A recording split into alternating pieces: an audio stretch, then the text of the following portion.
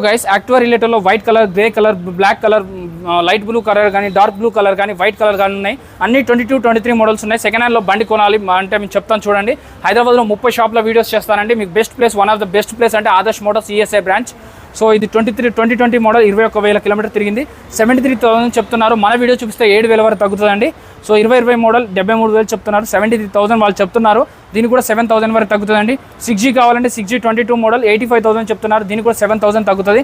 అలాగే Honda Activa 6G కావాలంటే 83,000 చెప్తున్నారు. 7,000 తగ్గుతుంది.